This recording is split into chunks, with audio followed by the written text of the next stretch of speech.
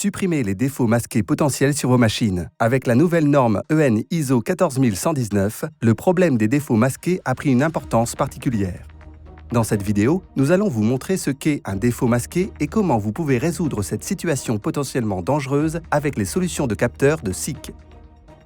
Un défaut masqué peut survenir lorsque des dispositifs de verrouillage munis de contacts libres de potentiel sont connectés en série. Quel que soit le constructeur, cela inclut les interrupteurs de sécurité sans contact, les interrupteurs de sécurité électromécaniques et les dispositifs d'interverrouillage. Pour observer comment survient un défaut masqué, regardons de plus près une machine d'emballage. Les éléments dangereux de cette machine sont sécurisés par 6 portes. Chaque porte est surveillée par un interrupteur de sécurité magnétique. L'ouverture d'une porte provoque l'ouverture des contacts de l'interrupteur de sécurité correspondant et interrompt le circuit électrique. La commande de sécurité arrête la machine pour protéger l'opérateur d'une blessure. La fermeture de la porte enclenche la fermeture des contacts, le circuit électrique est rétabli, ce qui autorise le redémarrage de la machine. Mais que se passe-t-il si un événement extérieur endommage le câble de l'interrupteur de sécurité numéro 2 et provoque un court-circuit sur l'un des canaux? Lorsque les portes sont fermées, le court-circuit demeure non détecté et la machine fonctionne comme d'habitude. L'ouverture de la porte numéro 2 ouvre les contacts de l'interrupteur de sécurité numéro 2. À cause du court-circuit sur le canal 2, le courant est interrompu uniquement sur le canal 1. Le système de commande de sécurité détecte le changement de signal et déclenche l'arrêt de la machine. Mais comme le changement de signal est détecté sur un seul canal, le système de commande de sécurité interprète cela comme un défaut de séquence et ne va pas autoriser le redémarrage de la machine. En essayant de trouver la cause du défaut, l'opérateur ouvre et ferme différentes portes et tente à chaque fois de redémarrer la machine pour vérifier que le problème a disparu.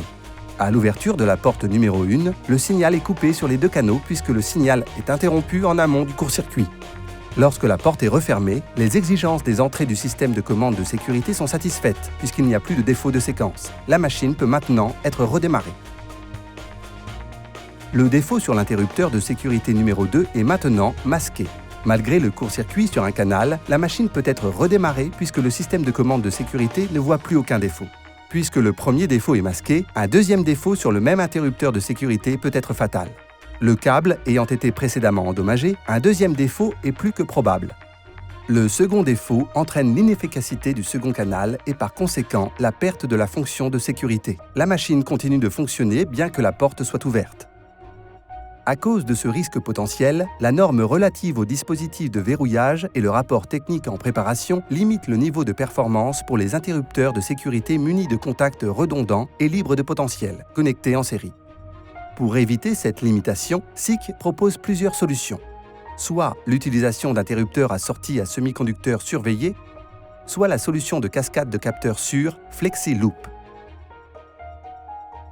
Les impulsions de test des sorties OSSD permettent la surveillance en continu des défauts des canaux de l'interrupteur de sécurité. En cas de court-circuit, les 2 sorties déclencheront et la machine sera arrêtée. Ce moyen de détection de défaillance permet d'atteindre le plus haut niveau de performance, y compris pour les appareils en cascade. Comme nous venons de le voir, la connexion en série d'interrupteurs de sécurité peut être réalisée avec des interrupteurs assortis libres de potentiel, mais avec un risque de défaut masqué et la possible réduction du niveau de performance. La connexion en série peut également être réalisée avec des interrupteurs assortis OSSD sans risque de défaut masqué, mais cela n'est possible qu'en utilisant des types de capteurs spécifiques assortis OSSD et cascadables.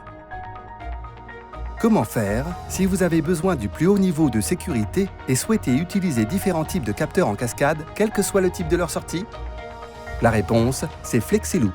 FlexiLoop permet la connexion en série de différents types de capteurs de sécurité sans réduction du niveau de performance et vous offre des informations de diagnostic détaillées et individuelles pour chaque dispositif de sécurité. FlexiLoop surveille l'intégrité du câblage de chaque capteur et entre chacun des nœuds et détecte tous les défauts possibles instantanément.